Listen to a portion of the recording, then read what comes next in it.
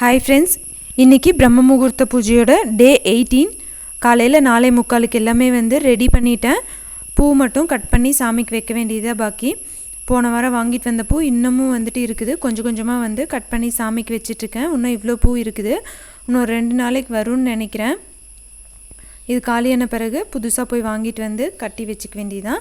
இந்த நீல டப்பாவில் போட்டு வச்சோம்னா ரொம்ப நாள் தாங்குது, ஈரப்பதம் இல்லாமல் தொடச்சிட்டு போட்டு வச்சா. இன்றைக்கி பிரசாதம் பார்த்திங்கன்னா சப்போர்ட்டாக தான் இருந்தது. கழுவிட்டு வெத்தலை பார்க்க வச்சு சாமிக்கு விளக்குப்படுத்தி சாமி கும்பிட்டாச்சு. கந்த சஷ்டியும் படித்து முடிச்சாச்சு. 5:15 எல்லா வேலையுமே முடிஞ்சுது. நைட்டு ஃபுல்லாமே மழை இல்லை. ஆனால் காலையில் கரெக்டாக நான் சாமி கும்பிட்ற டைமுக்கு நான் நோட் பண்ணி பார்த்துட்டேன். ஒரு 2 துளியாவது துளிச்சிருது. இன்றைக்கி நல்லாவே கொஞ்சம் ஒரு அரை மணி நேரம் கிட்ட மழை பெஞ்சிச்சு. சரின்னு சொல்லிட்டு ரொம்ப குளிர வேற ஆரம்பிச்சிருச்சு. சரி, ஒரு 5:30 காட்ட போய் பால் ஆற்றி குடிச்சிருவோம், பசி வேறு ஆயிடுச்சின்னு சொல்லிட்டு நேரத்துலேயே எந்திரிக்கிறங்காட்டிக்கு ரொம்ப பசியும் ஆயிடுது. அதனால் பால் ஆற்றி குடிச்சிட்டு உட்காந்துட்ருக்கேன். சரி, பசங்களை எழுப்பி விட்டுட்டு 6:30 காட்ட கிச்சனுக்கு வருவோம்னு சொல்லிட்டு வந்தது. காலையில் டிஃபனுக்கு சப்பாத்தியும் புரோட்டா குருமா மாதிரி வைக்கலாம் அப்படின்னு சொல்லி ரொம்ப நாள் ஆச்சு அது மாதிரி வச்சு. சரி, அதுதான் இன்றைக்கி ரெசிபி.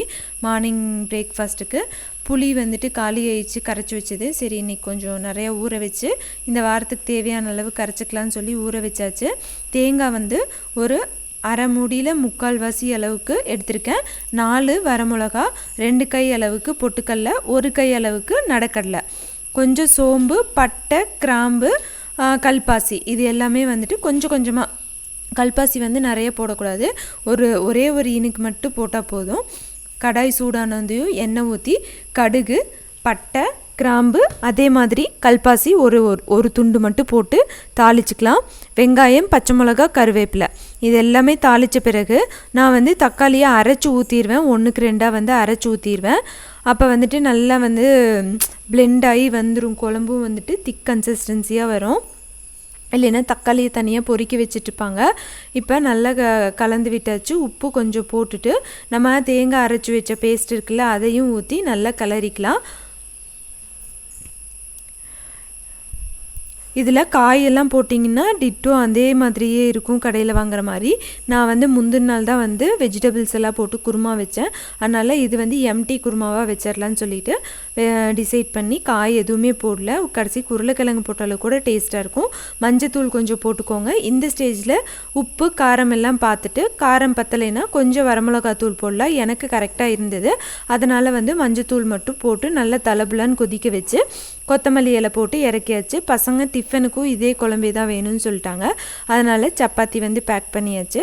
பெரியவனுக்கு 4 சப்பாத்தி, சின்னவனுக்கு 3 சப்பாத்தி. சப்பாத்தி இந்த மாதிரி தக்காளி சாப்பாடு, பிரியாணி அந்த மாதிரியெல்லாம் கொண்டு போயிட்டாங்கன்னா பசங்களுக்கு சாப்பிட்றதுக்கே கிடைக்காது. அதனால் ஒரு பாக்ஸ் சேர்த்தி தான் கொடுத்து விட்ற மாதிரி இருக்கும். மதிய லஞ்சுக்கு ஒயிட் ரைஸு, கொள்ளுப்பருப்பு ஆட்டினது, ரசம், புடலங்காய் பொரியல், இதுதான் இன்றைக்கி எங்களுக்கு மதியான லஞ்ச் மெனு. பாப்பாவுக்கு இன்றைக்கி லீவுங்கிறங்காட்டிக்கு அவள் மட்டும் வீட்டில் விளையாடிட்டுருக்கிறா. இனி கடைக்கு போய் ஃப்ரூட்ஸ் எல்லாம் வாங்கிட்டு வைக்கணும். ஏன்னா ஈவினிங் வந்தையும் ஃப்ரூட்ஸும் கேட்பாங்க பசங்க. இதுதான் இன்றைக்கி மார்னிங் விலாக். ஈவினிங் விலாகில் சந்திக்கலாம். தேங்க்யூ ஃபார் வாட்சிங்.